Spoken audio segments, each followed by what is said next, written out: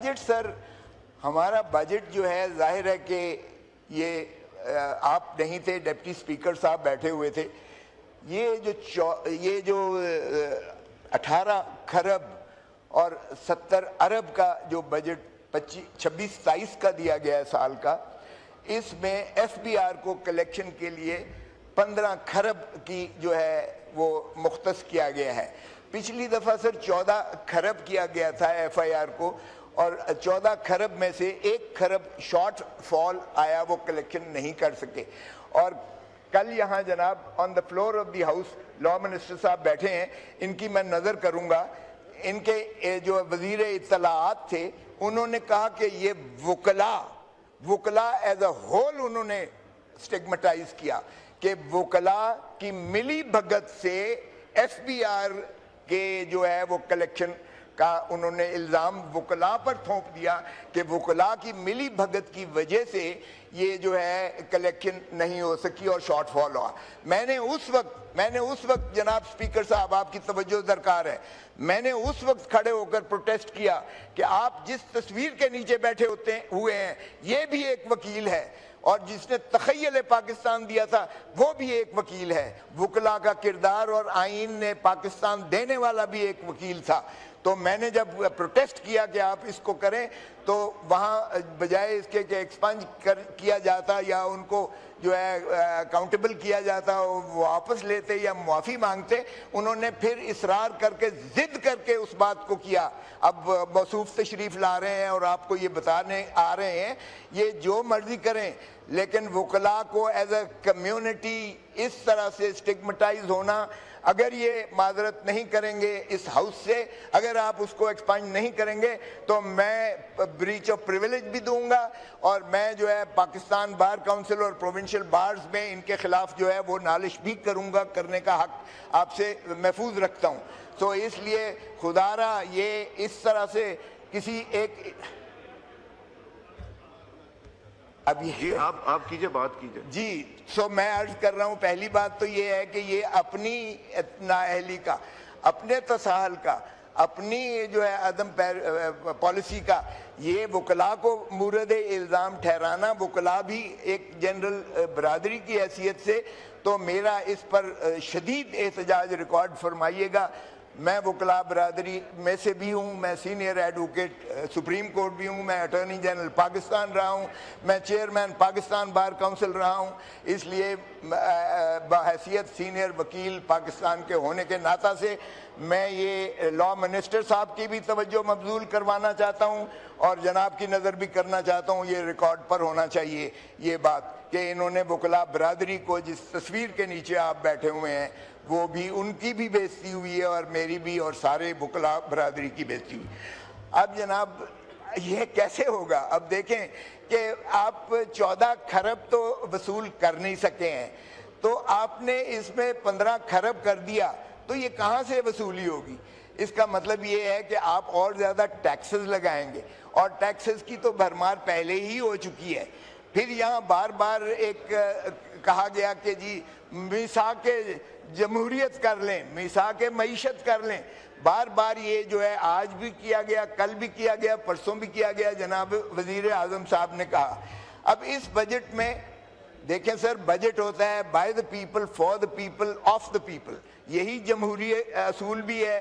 یہ تینوں باتوں میں یہ بجٹ جو ہے، نہ تو یہ بائی دا پیپل ہے، بیکاز بائی دا پیپل یہ جو ہے آپ کو پتہ ہی ہے، ہمارا سٹانس کم از کم یہ ہے کہ یہ 180 سیٹیں جیتنے والا عمران خان جیل میں ہے، 17 سیٹیں جیتنے والا وزیر اعظم پاکستان ہے. سو اس لیے یہ بائی دا پیپل نہیں ہے. یہ جو ہے ان لوگوں کی طرف سے بجٹ دیا گیا ہے جو ہارے ہوئے تھے، جن کا کوئی تعلق اس ہاؤس سے بنتا نہیں ہے. فار دا پیپل اس لیے نہیں ہے کیونکہ یہ عوام کش، عوام دشمن بجٹ ہے. عوام کو اس میں کوئی سہولت نہیں دی گئی ہے، اسی لیے یہ نہ بائی دا پیپل ہے، نہ فار دا پیپل ہے، نہ آف دا پیپل ہے. یہ بوائز کا بجٹ تو ہو سکتا ہے. اب بوائز، میں معاف کیجئے گا، میں پرائم منسٹر اور ان کی کابینہ کو بوائز کہہ رہا ہوں. یہ بوائز کا بجٹ تو ہو سکتا ہے، بوائز کے لیے فار ہو سکتا ہے، آف بھی ہو سکتا ہے، اور انہی کی بجٹ تو ہو سکتا ہے، لیکن یہ عوام کا بجٹ نہیں ہے. سر اس میں سب سے بڑی ہماری جو ہے مسئلہ یہ تھا کہ ہماری 70% جو ہے آبادی 70% آبادی یوتھ ہے جو 30 سال سے کم عمر کی آبادی کے ہیں. مجھے اس بجٹ میں اس یوتھ کی ہمارا دنیا میں سب سے بڑا یہ ڈیویڈنڈ ہے. پاکستان کی جو یوتھفل انرجیٹک ہیومن ریسورس ہے دنیا میں کسی اور ملک کے پاس اتنی ریشو نہیں ہے نوجوان نسل کی جتنی ہمارے پاس ہے. لیکن یہ جو ڈیموکریٹک ڈیویڈنڈ ہے یہ ہمارا یہ ڈیزاسٹر میں تبدیل ہو جائے گا اگر ہم ان کی بہبود کے لیے ان کی فلاح کے لیے ان کی بہتری کے لیے جب نہیں کریں گے. اور اس بجٹ میں مجھے یوتھ کے لیے کچھ نہیں نظر آیا.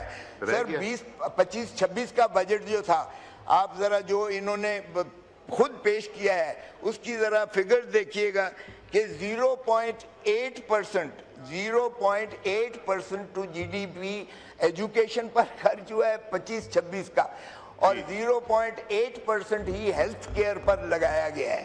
اب آپ اندازہ کریں کہ اگر 0.8% of G D P education پر اور 0.8% ہیلتھ پر جو ہے 25-26 کا ہے تو یہ پاکستان اکنامک سروے جو ہے آپ کا 25-26 کا یہ فگر دیے ہیں.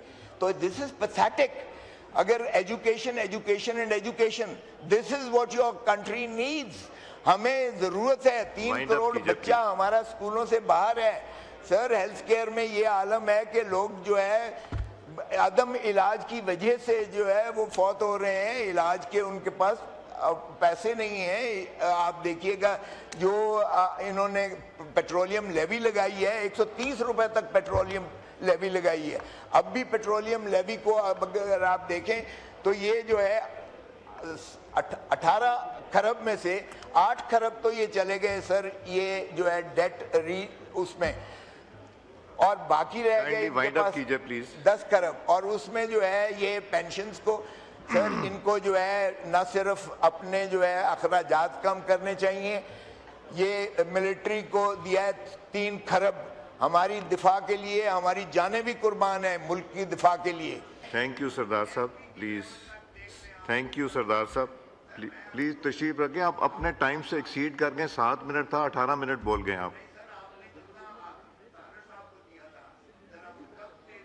آپ کو ٹائم ملتا ہے آپ کی جماعت کے. میرے پاس یہاں 1 2 3 4 5 6 7 8 9 10 11 15 ممبرز ہیں جنہوں نے بولنا ہے تو پھر ان کی باری نہیں آئے گی.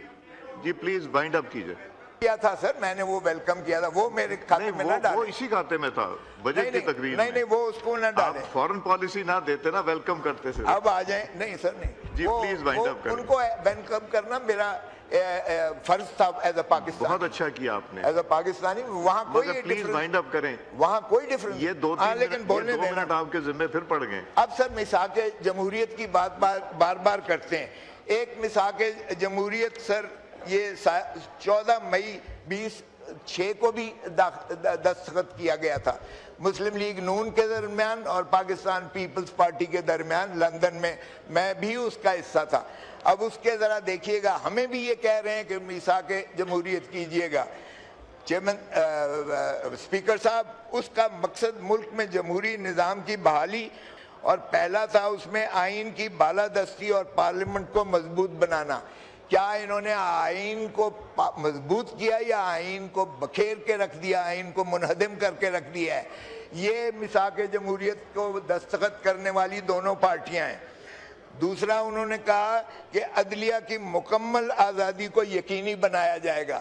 تو مجھے بتائیں کہ یہ میثاق جمہوریت جو 2006 میں دستخط کیے گئے کیا عدلیہ کی آزادی کو یقینی بنایا گیا ہے یا عدلیہ کو انہوں نے اپنی غلامی میں لے لیا ہے اور مکمل جو ہے انصاف کے ایوانوں میں جو ہے ختم کر کے رکھ دیا ہے. تیسرا ان کا تھا آزاد اور شفاف انتخابات کا انعقاد. تو کیا انہوں نے آزاد اور یہ جو ہے انتخابات کروائے ہیں. 8 فروری 2024 کو دیکھ لیجئے گا. آج گلگت بلتستان کے الیکشنز کو دیکھ لیجئے گا یا کوئی بھی الیکشنز دیکھیں تو یہ جو ہے آزاد اور شفاف انتخابات کا انعقاد یہ بھی میثاق جمہوریت کا ان دونوں پارٹیز نے کیا تھا.